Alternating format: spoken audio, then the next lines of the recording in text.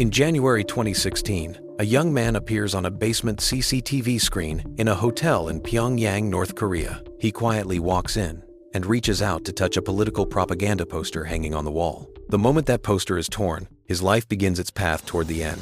The young man's name is Otto Frederick Warmbier, a 21-year-old college student from Ohio, United States. He was an elite student with a bright future and a cheerful young man who often made his friends laugh. He went to North Korea for one simple reason: a final adventure before graduation.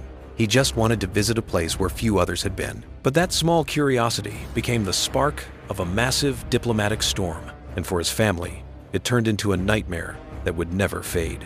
North Korean authorities quickly arrested him. In a public trial, Otto cried and confessed that he had stolen the poster. But experts saw something strange in that scene. His face was frozen in fear. Each sentence sounded like a scripted slogan, and even the CCTV footage of him taking the poster looked suspicious. It felt as if someone had told him exactly what to say. North Korea declared him a criminal against the state and sentenced him to 15 years of hard labor. 15 years for one poster.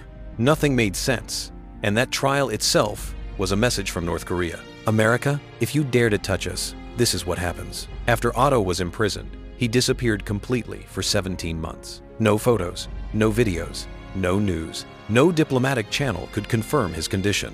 North Korea only said one thing: he is doing well, end quote. But the truth was entirely different. In June 2017, North Korea suddenly decided to send Otto back to the United States. For one reason only: he will never wake up again. Otto could not open his eyes, could not speak, and did not respond to light. When his parents saw him for the first time, they said just one sentence: "Our son had been through a lot of pain."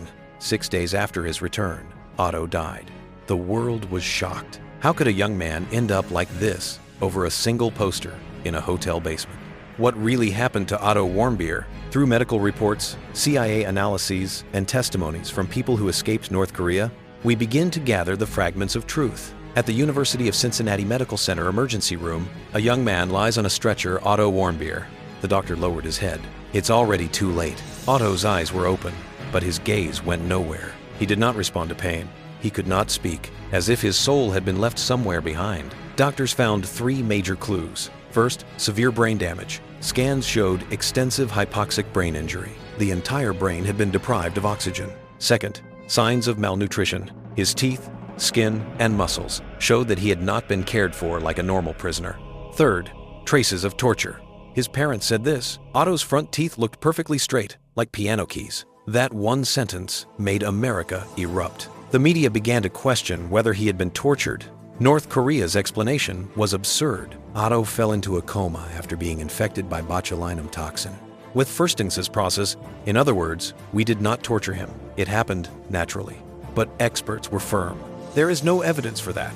If it were botulism, there would be clear signs: muscle paralysis, respiratory failure. Yet Otto's brain showed prolonged oxygen deprivation. Such injury usually happens in 2 cases: severe violence, followed by neglect, or prolonged suffocation. North Korea would never admit either. The investigation then turned toward North Korea's system of imprisonment and torture. Otto Warmbier's 17 months were spent behind bars, under constant watch. To North Korea, he was an enemy of the state. For political prisoners, the regime has only 2 goals: to use them as propaganda tools, and to break them completely. The methods are systematic and repetitive. Deprive them of sleep, keep the lights on all day, wake them constantly, shout, "Stand up!" Eventually, the human mind itself collapses. Isolate them. Otto likely spoke to no one until the American envoy arrived. No sound, a mask on his face, forbidden to look forward. The longer the isolation, the deeper the self-doubt, the sense of self fades away. Forced confessions and propaganda writing. His tearful confession was not just for the court. Before that, he may have been forced to write dozens, even hundreds of versions. Rewrite it, make it more humble, kneel lower in your words. Physical pressure. According to the UN Commission of Inquiry on North Korea, beatings, binding, suffocation, water torture, and regular assaults are standard procedures. Especially suffocation torture. When the head is forced back and consciousness fades, the brain loses oxygen. Medically, Otto's injury pattern matched that exactly. No medical care. When you fall sick or get injured, there is no doctor. If the body cannot endure, you simply disappear. He was not alone.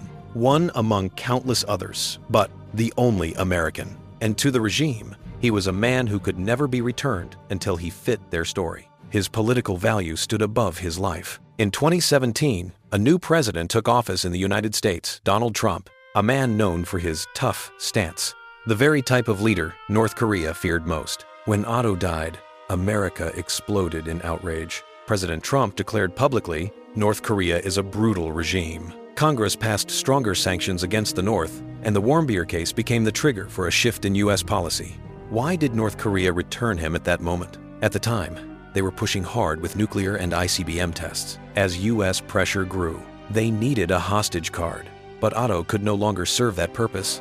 He had become a useless card, a heavy burden, and so they sent him home in haste. American intelligence has kept parts of the Warmbier case classified to this day. Experts share one conclusion: what really happened was far more brutal than we know. The U.S. federal court later ruled North Korea is responsible for the torture and killing of Otto Warmbier. 2018 U.S. federal court ruling. Otto's father, Fred Warmbier, said, "When Otto came home, he was crying. He wanted to tell us everything." His mother, Cindy, still attends international forums to speak about North Korea's human rights abuses. What they seek is neither revenge nor war. Only one thing: don't let the truth be buried. Otto did not die because of a poster. He died because of a regime's cruel calculation.